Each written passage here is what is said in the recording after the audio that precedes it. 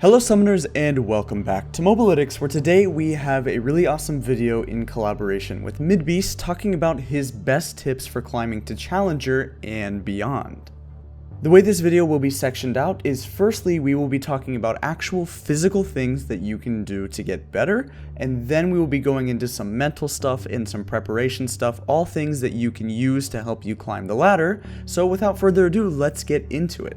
So Midbeast had responded to an interview that we had done with him, and if you're looking for the full interview, we actually have it up on our blog. I'll leave a link in the description down below. Go check out our blog because it has the full-length interview if you're looking for everything. These are just some of the highlights and the best parts that I liked. So firstly, we asked him what your advice would be for low-elo players regarding watching some VODs. How can a silver player learn from a pro when it's much harder for them to recognize what a good play is and what a mistake looks like, and so on and so forth. Midbeast talks about how when he was first starting out, when he was around gold elo, all he wanted to do was improve, and he wanted to check out Bjergsen's VODs of Syndra because this was back around season 3 or season 4 when Bjergsen was known as one of the best Syndras in the world, and he was a Syndra one trick, that's Midbeast. So at the time that we're talking about right now currently, it's easy for Midbeast as a high elo player to recognize what's good, what's efficient, what's the correct play, but back then he's honest, he had no idea, so he just completely copied how he played every single matchup, how he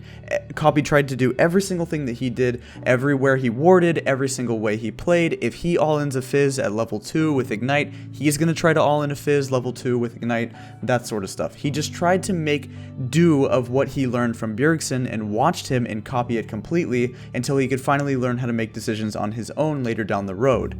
Midbeast tends to think that for lower elos, copycatting runes, movements, ward placings, combo timings, it's probably the best way to get better and quickly improve, because if you copy what challenger players do, if you're below diamond and it's harder for you to make decisions on your own, that's probably your best bet.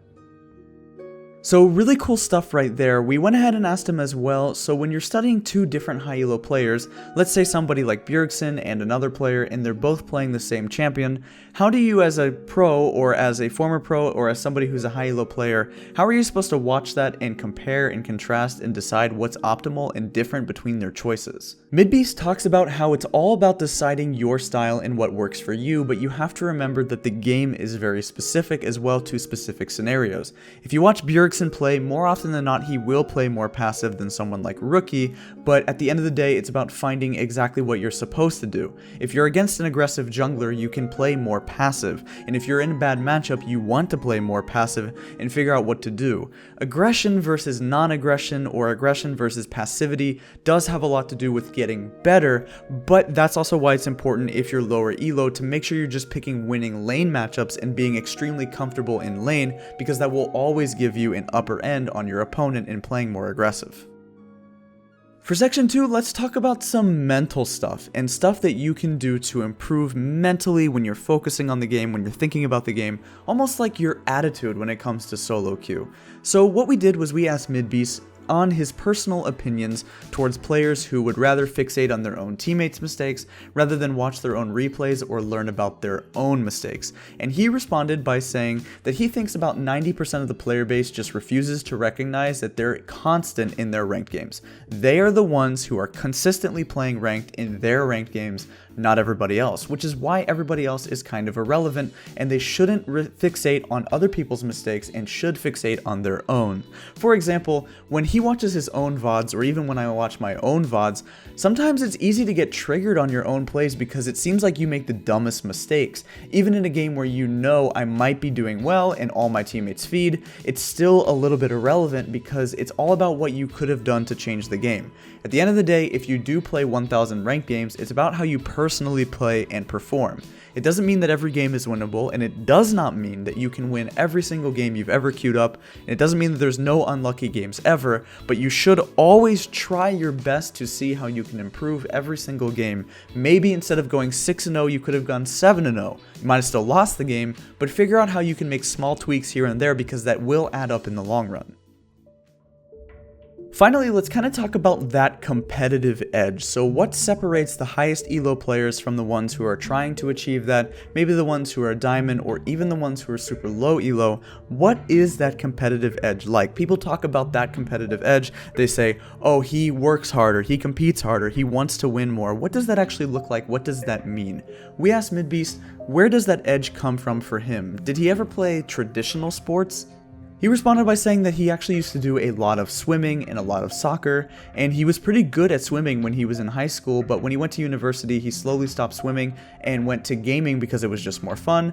And to be honest, what would you rather pick, waking up at 5 a.m. to swim or sleeping in and playing video games all day? Makes sense, but it's interesting to note that Midbeast does have a sporty background.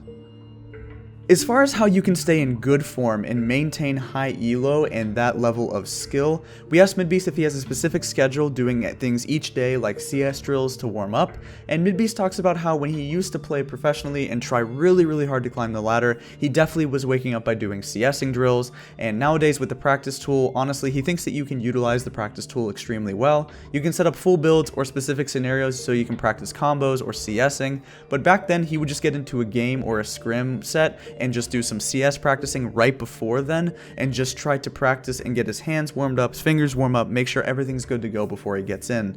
But nowadays he actually prefers to just get a mate or practice a matchup over and over again. It's one of the best things that you can do to warm up and learn more about the game.